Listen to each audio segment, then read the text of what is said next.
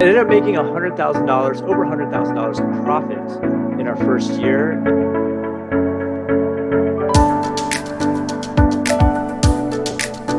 Hey everyone, it's Sean again from Sale here. And in today's video, we get to interview Steve Chow. He's a seven-figure business owner. He runs multiple e-commerce stores, and he's going to share us his insights on how you guys can basically grow your e-commerce stores. So the first question I want to ask you, Steve, is can you give us a bit of background on your e-commerce journey? Yeah, so we sell handkerchiefs and linens, and handkerchiefs might sound a little random. And the reason we came up with that idea was back when my wife and I got married, we paid all this money for photography, and my wife, she cries a lot, especially Right. when she's happy and whatnot. So we looked all over the place for handkerchiefs, couldn't find them anywhere except for this factory in China. And so what we ended up doing was we imported a bunch, used maybe 6 or a handful of them, and then sold the rest on eBay, and they ended up selling like hotcakes. And so fast forward 3 years later, my wife became pregnant with our first child, and she just wanted to quit her job. Right. And where we live, it's really expensive. You need to, 2 jobs to get a good house in a good school district. And, we wanted to start a business. Then we remembered when we bought those handkerchiefs, got back in touch with that factory, ordered a bunch, and we launched our store, which is called Bumblebee Linens. Right. And how did that do? It ended up making $100,000, over $100,000 in profit in our first year. And it's grown in the double and triple digits ever since. Oh, And this was nice. back in 2007. Oh, that's awesome. Then did you start Yeah. any other stores like apart from that one? Yeah, so we've encouraged our kids to start their own Oh, stores. nice. So they've started a couple on their own over at Kid in Charge and Rena B. Oh, Yeah. awesome. That's great.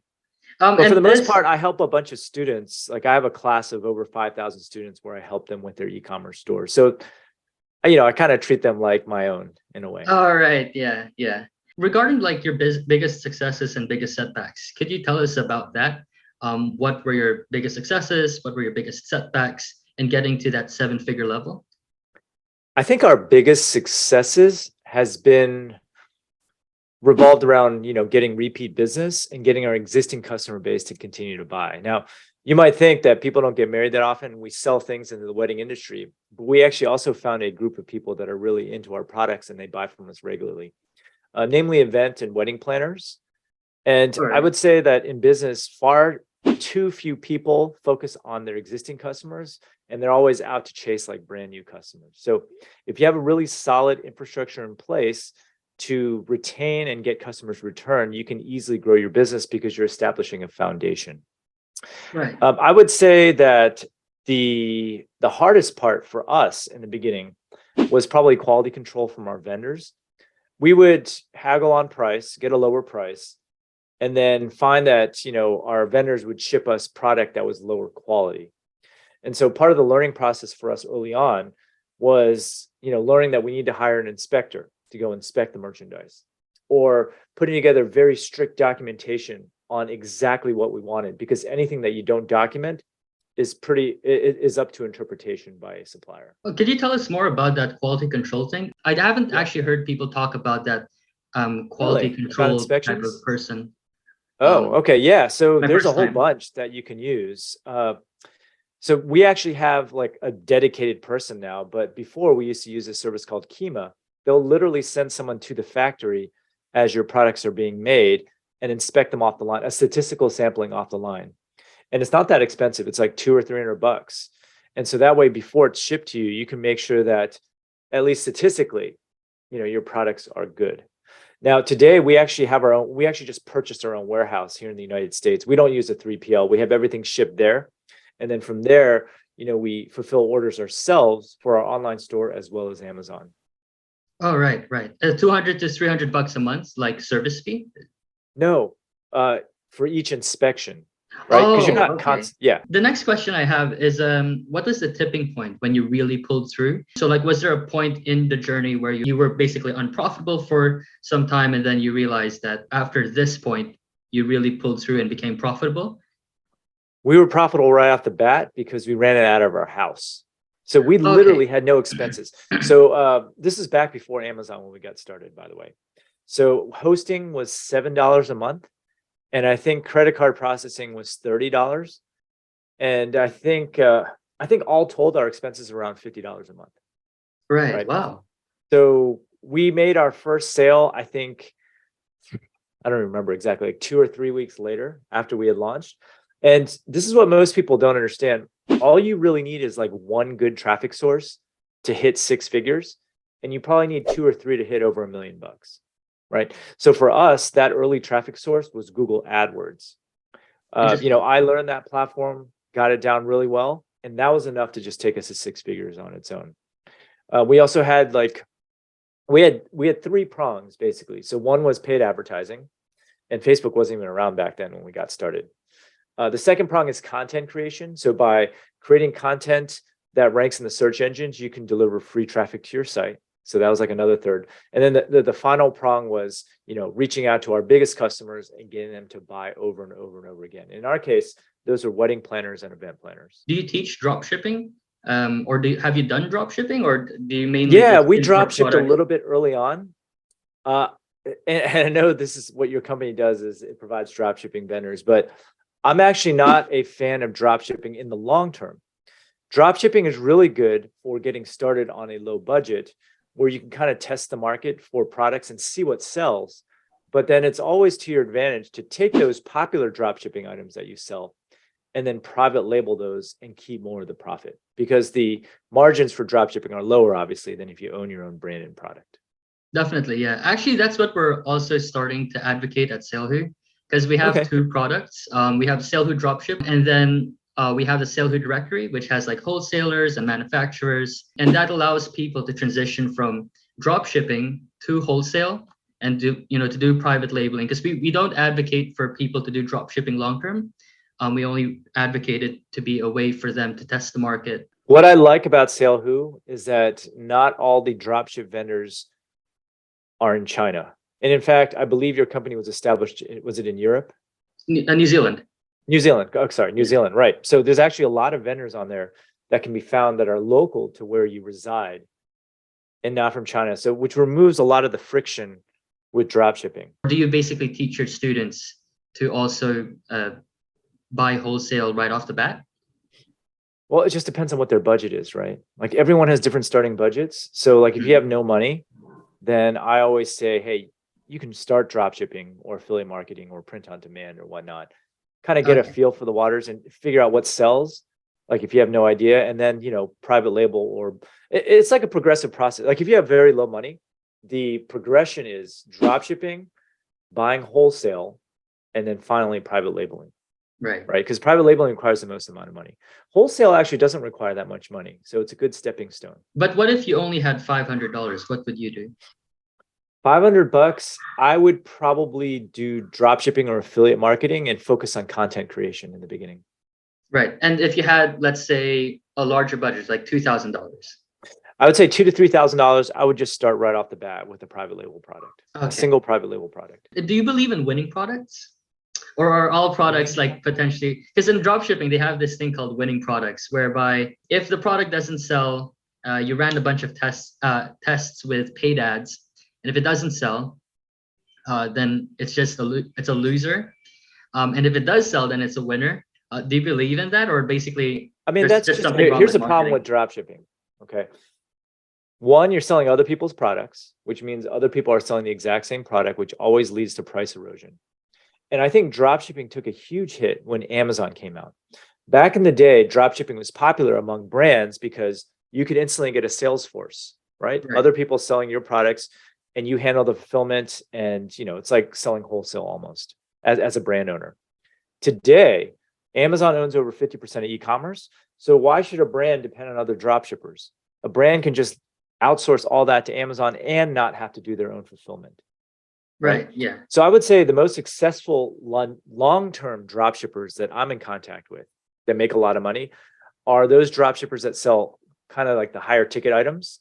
We're talking like barbecue pits or just larger items that you wouldn't think to buy on Amazon or whatnot.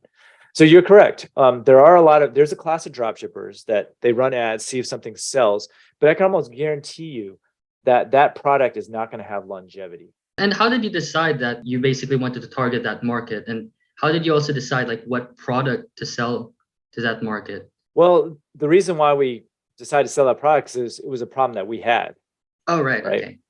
And then by going on like the wedding, I actually used to be on the wedding forums all the time. I found that there was actually a lot of demand for these types of products. Because, when people get married, they want keepsakes of their wedding. Right. And so we kind of went in, knowing that it was going to sell because we had validated the idea on the forums, and we ourselves had that exact same problem. Oh, interesting. And do you advocate for basically your students to focus on trending products, or do the same thing you did, which is to focus on a problem they personally had? It's always best to focus on a problem that you have or something where you have your own expertise on.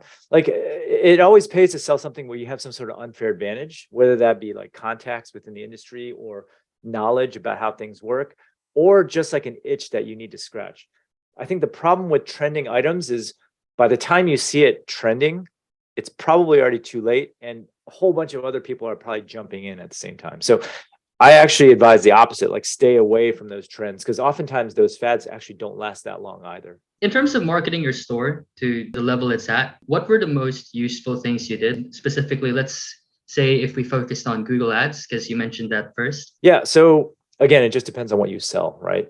If your product has good search intent, then Google Ads generally will do pretty well. And of course, it just depends on, how competitive your keywords are and that sort of thing. If your product does not have good search intent, then Facebook and Instagram ads will tend to perform pretty well. And right now, those are the two main platforms. And if you want to talk about Amazon, that's like another story in itself, right? Advertising on Amazon, listing your stuff on Amazon. Amazon owns over 50% of e-commerce. So, I would say you probably should be on Amazon. But again, it just depends on what you sell and how competitive those keywords are. Right. What do you think about organic marketing, and especially with TikTok around? I have seen merchants not even spend on any ads; they just market their content organically. Absolutely. It's like, this is why we did content. We chose blogging. I mean, you have one of three choices, right? You have blogging, you have YouTube. I generally don't recommend podcasting, but social media like TikTok and Instagram Reels and YouTube Shorts, right? Right. In the very beginning, you got to just pick one, whatever you're good at. We just happen to be good at blogging. That's why we went that way, right? Right. But you're right. Lots of people make money off of YouTube. My buddy Eric Bandholtz, a beard brand, his entire business is generated from YouTube, right? Long form videos on YouTube. There's another acquaintance of mine. He sells swords, and he makes all of his money, I think, over $10 million just on TikTok. Oh, wow. So you just got to pick your medium and go with it. Right. What are some guidelines you would basically advise beginners in terms of choosing which marketing channels they should go for? Well, the first thing is don't try to do all of them. Just pick one and be good at it. And it really just depends on your personality, right? Like if you like to write and you're good at, analytical stuff related to writing, then start a blog. If you are good on camera or you don't mind being on camera, I would say YouTube or TikTok. TikTok's probably the lowest barrier to entry. Yeah. Right now, the future of TikTok is a little up in the air. Like, who knows what's going on with the legislation here? Who knows? It might get banned in the US. I don't know. And what type of experiments did you run when doing your marketing? Like what early type on? of tests did you run to tell that the market is very receptive to your product, or they're not receptive to your product? I mean, the easiest was like, as soon as we started running AdWords, we started making sales. That's the easiest validation there is. Now, if you don't want to do it that way, you can just go on forums, like the wedding forums, as I mentioned earlier. You can go on and just kind of gauge. All you got to do is just go on there and say, hey, I'm looking for this particular product. Does anyone know where I can get these from? And then like people respond, you thank them, and you can say, oh, hey, I actually found a place. I ended up buying a bunch, but I have a couple of extras. If anyone wants them at a really cheap cost, contact me. Right. And then if people contact you, that means that's just like a quick and dirty way of gauging some demand. So just the last question, Steve, how do you think e-commerce as a whole will change in the next 1 to 2 years? And do you have any advice to adapt to this change? So this has already been happening for like the last several years, but in order to survive, I think you pretty much have to have your own brand in the long run. Mainly, it's Amazon that's driving this, I would say. It's selling on other people's platforms is just getting harder and harder. And the only way to have full control over everything really is to have your own brand. And the customers and the community that you create is very important. This is why services like email marketing, SMS, holding challenges and that sort of thing is so important to build a community of rabid fans for your brand. Okay, thanks, Steve, for taking the time to hop on this call and giving all this value to our audience. All right. Hey, thanks for having me on, Sean. Awesome. All right.